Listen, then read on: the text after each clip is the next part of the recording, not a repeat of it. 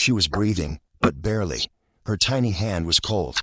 Her black father begged for help, but the nurse just folded her arms and said, "Wait your turn." 10 minutes later, the girl stopped moving, and in that silence, something happened that no one saw coming. It was a cold, rainy evening when Marlon burst through the sliding doors of St. Hope General Hospital, soaked to the bone, clutching his 7-year-old daughter tightly in his arms. His feet were bare, covered in mud. His hands trembled as he held her close, shielding her from the storm outside. Amira's tiny frame lay limp against his chest, her lips tinged blue, her skin burning with fever. Her eyes were half closed, barely blinking. Panic filled Marlon's face as he rushed toward the front desk, his voice hoarse with desperation. "Please, someone help. My daughter, she's not breathing right." But instead of alarm or compassion, the nurse behind the desk leaned back slowly, giving him a long, cold stare. Her eyes scanned his soaking clothes, his dark skin, his heavy breathing. Without lifting a hand or calling for help, she muttered, "You need to wait outside. We're full." The words hit like ice. Marlon's jaw dropped. "Please, I'm begging you, just check her. She's burning up."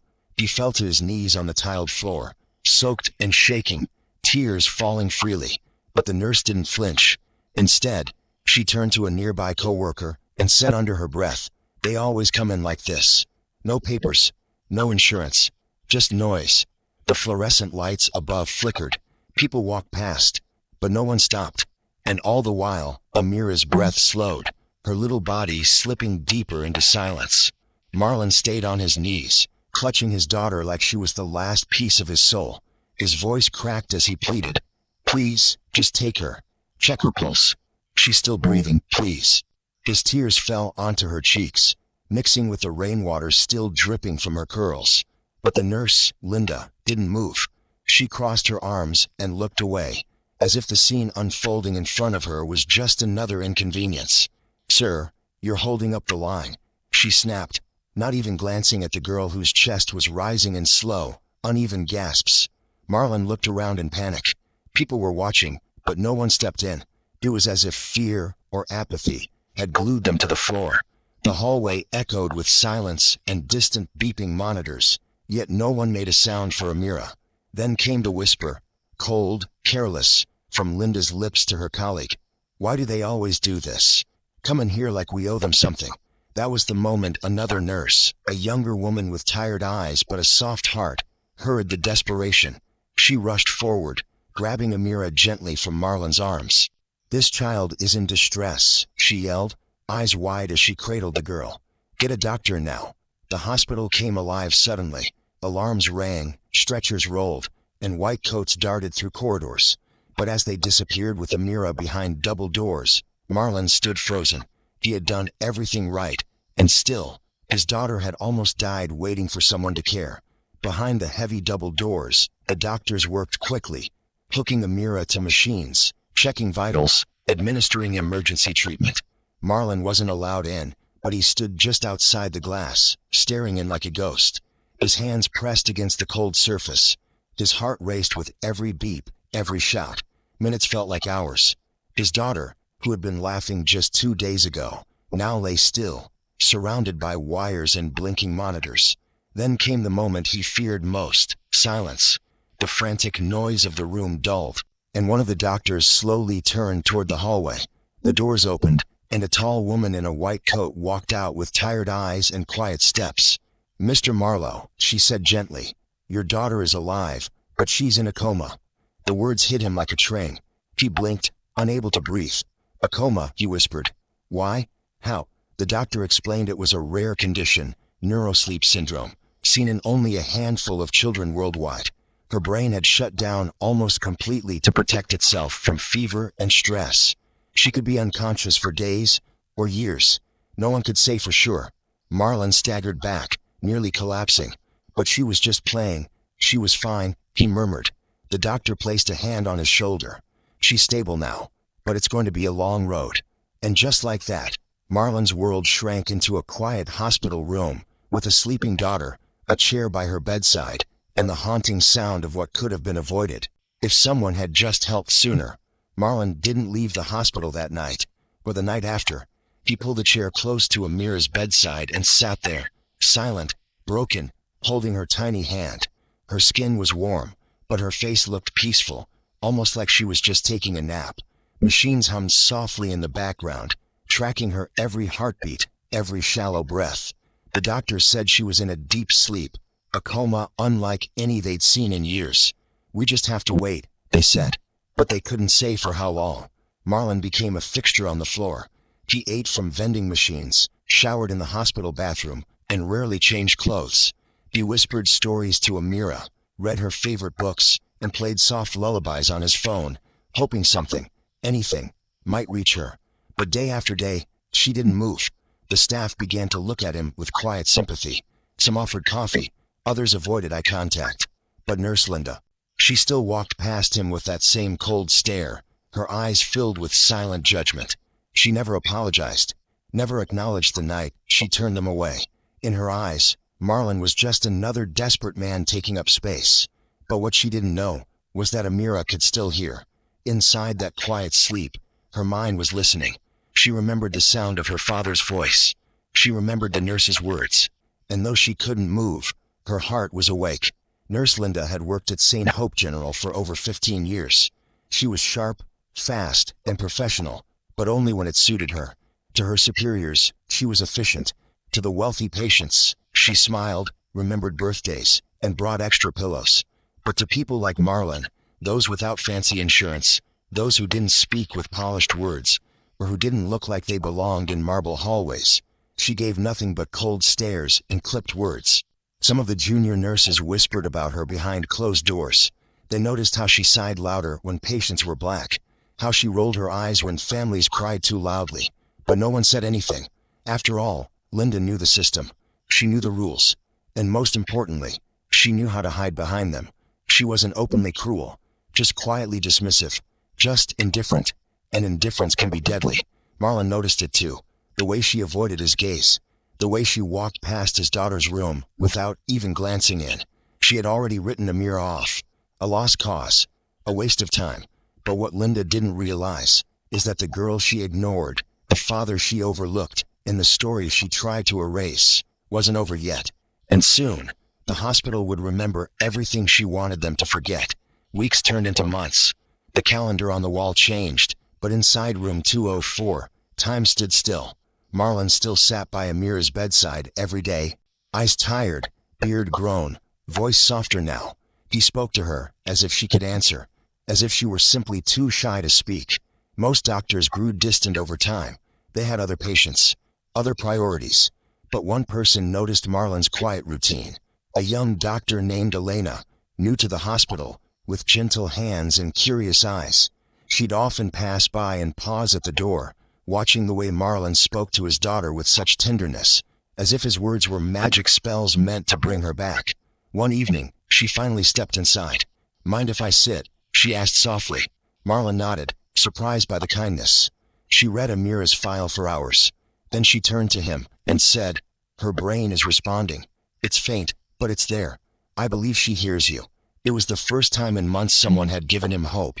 Real hope. Tears welled up in Marlon's eyes, and for the first time in a long while, he smiled. That night, as the hospital lights dimmed and silence filled the halls, Marlon leaned in close to Amira and whispered, "You'll wake up, baby. And when you do, the world will see who you really are." Outside the room, Dr. Elena watched with quiet faith. What she didn't know was that Amira, still trapped in stillness, felt something stirred deep inside, like a light, flickering in the dark. 6 long months passed. Outside the hospital, life moved on. Children played in parks. Holidays came and went. But inside room 204, the world was still paused. Marlon remained a silent guardian, a man whose life now existed between 4 white walls, a chair, and the rhythmic beeping of machines.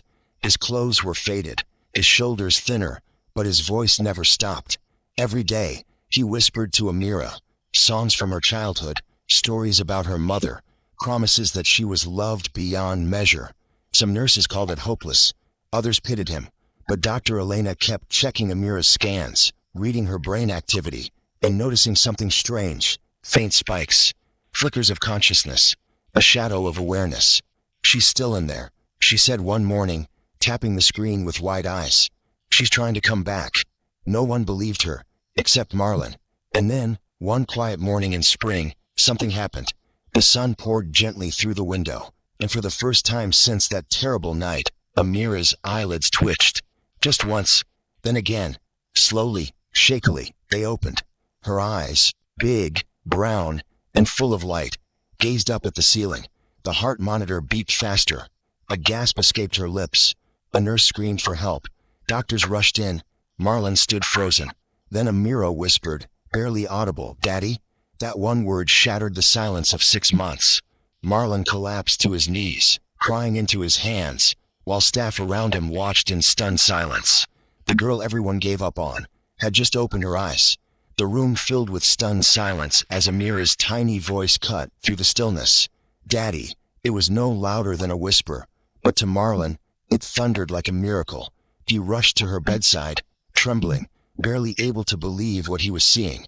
Her eyes blinked slowly as if the light was too bright. Her little fingers twitched, then reached weakly for his hand. He took it gently, placing it against his cheek, tears falling freely down his face. For a moment, he couldn't speak. He just knelt beside her and wept. Doctors surrounded them, checking vitals, adjusting machines, but nothing else in that room mattered.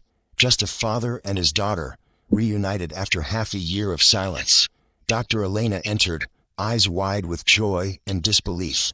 She had hoped, but even she hadn't expected this. Amira's voice was raspy, her body frail, but she was awake, alive, present. The girl they called a hopeless case had returned. Slowly, over the next days, Amira began to speak more. She smiled faintly. She whispered things she remembered, songs her dad sang, words he spoke, even sounds in the hallway. But one thing she repeated, over and over, almost in a daze. The mean nurse, she told Daddy to leave. Her memory was intact.